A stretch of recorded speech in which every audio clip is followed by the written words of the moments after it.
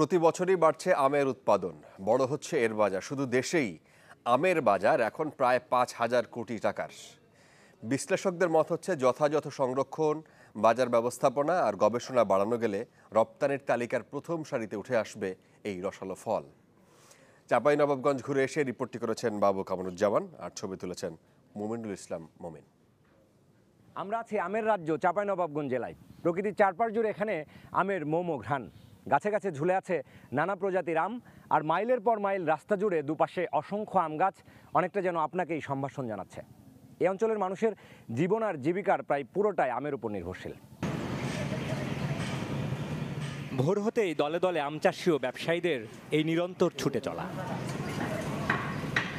জ্যৈষ্ঠের এমন প্রখর তাপজে ব্যস্ততা কমাতে পারে না আমরাজ্যের এসব লোকেদের। কেমন দাম পাচ্ছেন এখন আমের? আছে, ভালোই মোটামুটি আছে। গত বছরের চেয়ে এই বছর কেমন আমের ফলন? আছে, ভালোই আছে।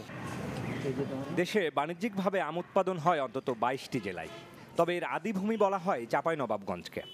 এফএওর হিসাব বলছে গত 10 বছরে বাংলাদেশে আমের উৎপাদন বেড়েছে অন্তত 4 গুণ। গেল বছর আমের ফলন হয়েছিল 11 লাখ মেট্রিক টনেরও বেশি। এবারে যা আরও বাড়তে পারে। আম উৎপাদনকারী ও ব্যবসায়ী সমিতির হিসাবে দেশে আমের অভ্যন্তরীণ বাজার এখন 5,000 কোটি টাকা। আর কানসাট আমারত সমিতির হিসাবে শুধু চাঁপাইনবাবগঞ্জে আমের বাজার 1.5 থেকে 2,000 কোটি টাকার। 28 কোটি টাকা মতন পার ডে ট্রানজেকশন হয় এখানে। এক্সপোর্ট যদি হয় তো এখানকার মানুষ, কৃষক, সাধারণ মানুষ কিন্তু খুব উপকৃত হবে। কৃষি সম্প্রসারণ অধিদপ্তরের তথ্য অনুযায়ী এবছর আম রপ্তানি হতে পারে 900 টন।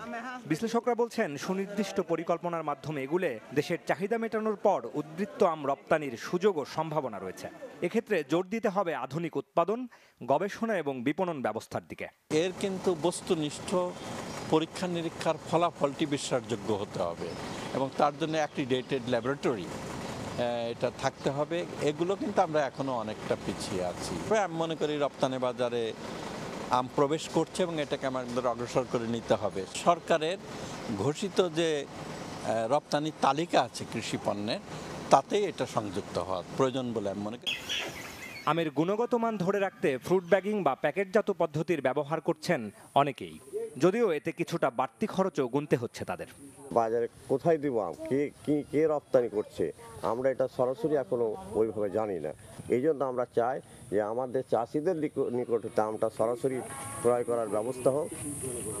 ফ্রুট ব্যাগিং করা প্রায় সব আমই রপ্তানিযোগ্য, তবে রপ্তানিতে এখনো কিছু বাধা রয়েছে যা দূর করতে কার্যকর পদক্ষেপ প্রয়োজন। যে চাষি পর্যায়ে আম আছে, রপ্তানিকারকদের উদ্বুদ্ধ করতে হবে এবং এই রপ্তানি করতে যে বাধাগুলো আছে এটা দূর করে দিতে হবে। তাহলে কিন্তু এই আমটা আমাদের ইউরোপের মার্কেট সহ, মধ্যপ্রাচ্যের মার্কেট সহ যে দেশে যাওয়ার সম্ভাবনা আছে যেতে পারবে। যে বাংলাদেশের আম রপ্তানি যদি 10 ভাগ উন্নীত হয় তাহলে বাংলাদেশ কিন্তু গার্মেন্ট শিল্পের মতো একটা বড় রেমিটেন্সের খাত হিসাবে গণ্য হবে বলে আমরা আশা করছি। কৃষি মন্ত্রণালয়ের হিসাবে প্রতি বছর বাংলাদেশে আম উৎপাদন বাড়ছে 50,000 মেট্রিক টন করে। বাবু কামরুজ্জামান, চ্যানেল 24, চাঁপাইনবাবগঞ্জ।